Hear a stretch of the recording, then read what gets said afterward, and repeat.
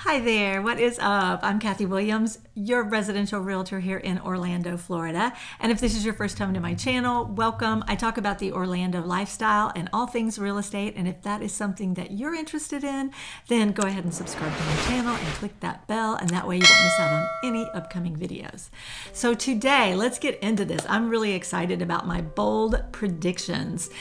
You know, there have been a lot of crazy predictions out there. I mean, you see it all over YouTube. There's all kinds of crazy videos you see on the news media, even celebrities and people out there that want to give their predictions on what's going to happen.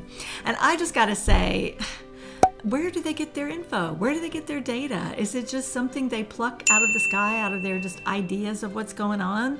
Because it's real important, if you have a prediction, if you have projections, that you have data to back it up. Don't you think? Just for example, look at Mark Cuban, who is a billionaire, and you would think he might know something about real estate, but he gave a big prediction last year that, you know, just don't buy any real estate next year. Prices are going to crash. The market is just going to crash next year. Don't buy any real estate at all. And he also just like sell whatever you have. You know, he gave all these crazy predictions, and he was wrong. Sorry, Mark, you were wrong. But you know, that's why you can't always listen to all the people that are out there, because they're not always really looking at the data. And that's really important. So I want to get into this with you today because I am excited. You know, we've got a lot to unpack here. So let's just get into this. First off, let's just kind of look and compare to 2020 to 2019. So we can get a little bit of a bearing going, if you will. Okay, so the last quarter of 2020, it was 20% higher than 2019. Wow, that's amazing. You know, those kind of numbers are pretty astonishing when you consider what's going on in our quote-unquote economy right now with COVID-19. Also, for 2020, sales were between 3 to 5% higher than 2019.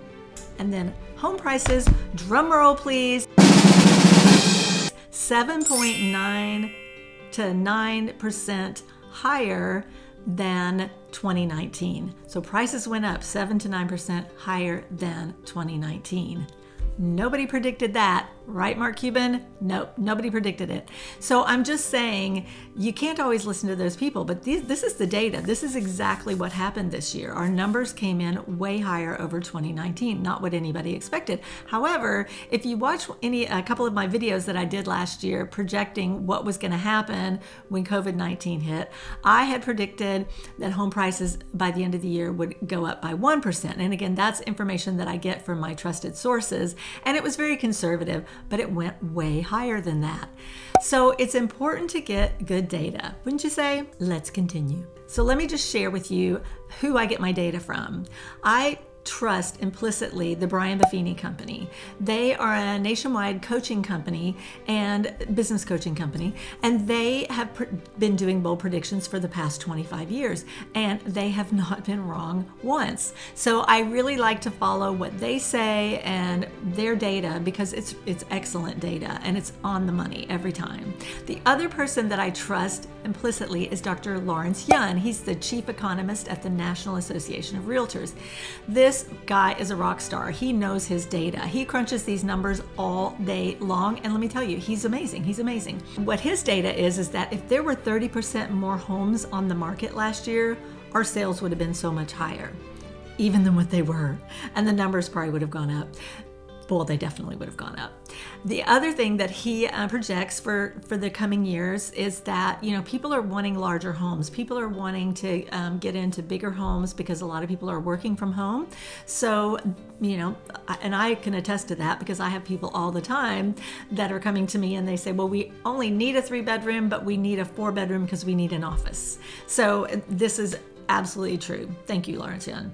Also, we have people that are trading up. So they've lived in the house that they've been in for a while and they just want something nicer, bigger, better, you know, all kinds of different reasons. And again, we have this low inventory, and that's something that he projects is going to persist into 2021. So let me just get into this 2021 forecast a little more in depth. Sales are expected to increase 5 to 10% over 2020. That seems hard to believe, but you know what? I believe it. I have so many people calling me every week wanting to move to the Orlando area alone. So I imagine that's happening all over the United States in different places. People want to move different places for different reasons. So those numbers are going to increase in 2021. Now also, because of the vaccine becoming available, and probably they say by June, anybody who wants to have the vaccine will be able to have had it. So our whole country could be vaccinated if you choose to be by June. We are looking at unemployment going way down. Jobs are going to be more plentiful. Everything's going to be opening back up. So the flood of employment is going to be right there for people to take advantage of getting into a home. We do expect home prices to increase 3 to 5% next year. Again, that's probably a conservative number, but I think it's a good number to start with. 3 to 5% is a fair number. The other reason why the market is going to stay strong is Jerome Powell, who's the head of the Federal Reserve, stated that these low interest rates are going to be continuing through 2022, even into 2023. So the low interest rates, this sub 3% interest rate is continuing. I just closed with a client last week. They had a 2.5%. Another one had a 2.7%. These numbers are real. People are actually really getting these low interest rates. So it's a phenomenal opportunity to take advantage of these low interest rates, because if you get into a home right now at 2.5%, then because what happens right after this period of these low numbers is inflation. I mean, inflation is around the corner. You don't have low interest rates for years on end without inflation hitting.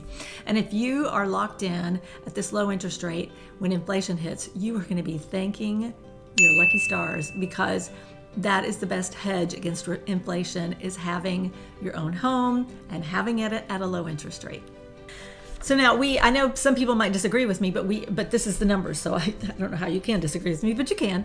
We are already in a recovery mode, because when all this, COVID first hit, I mean, at the high mark, we were at 9.5% unemployment, and now we're already down to like 6.9% unemployment.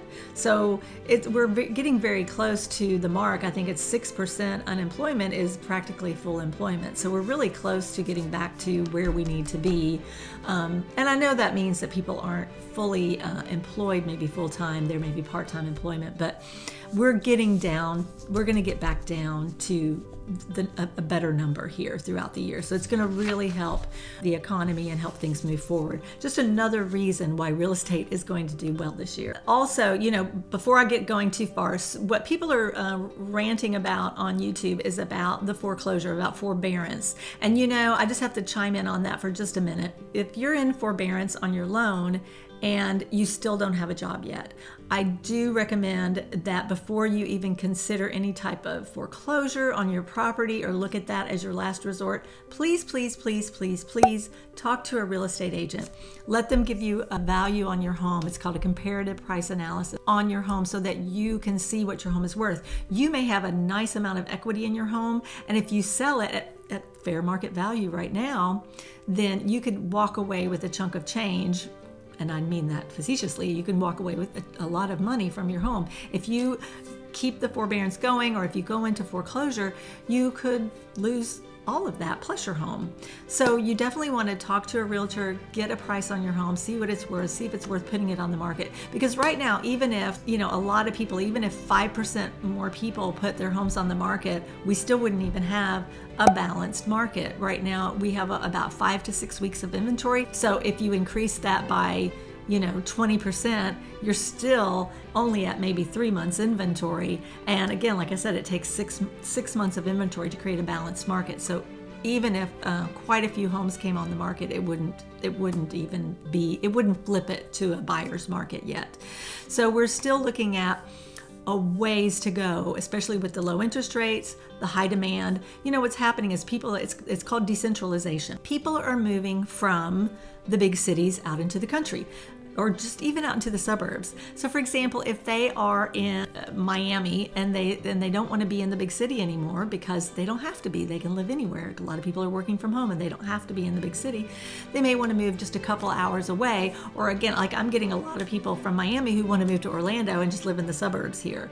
So it's a great opportunity to make that move if you're working from home. And so that's going to cause a lot of people to buy homes, and it's going to increase the demand again for homes. Another thing that's happening this year, it's a phenomenon, it's a birds of a feather phenomenon.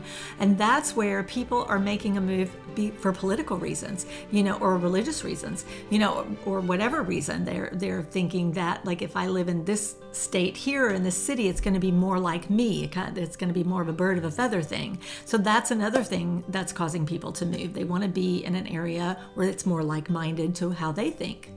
And of course, there's people upsizing, getting into much bigger homes. There's millennials. The millennials are 30% of the buyers right now. So we have a lot of millennials that are coming into the market. And guess what? They're not buying first-time buyer homes. Like they're not buying a house in the 200s. They're going ahead and go for that. They're skipping the first-time home buyer spot, and they're going right into almost into their second home. They're buying things in the 400 and 500 range. So it's really creating, with supply and demand. If there's a low supply and a high demand, the prices are going to continue to rise. So we really, really don't see whatever you hear out there, this foreclosure thing that's going to happen, or the gloom and doom in real estate. It's not out there. So I hope that you enjoyed this. Hope it was helpful, and we'll just take a look back at the end of the year and see if I was right or not. See if the bold prediction that I brought you today actually came into fruition. Thanks for joining me today. Hey, you might want to check out my next video coming up. It's about taxes, things that are coming up in the state of Florida. If you're interested in that, you might want to check that out. And I just wish you guys the best 2021 ever. It's going to be, well, it's got to be better than 2020, right? Bye-bye now.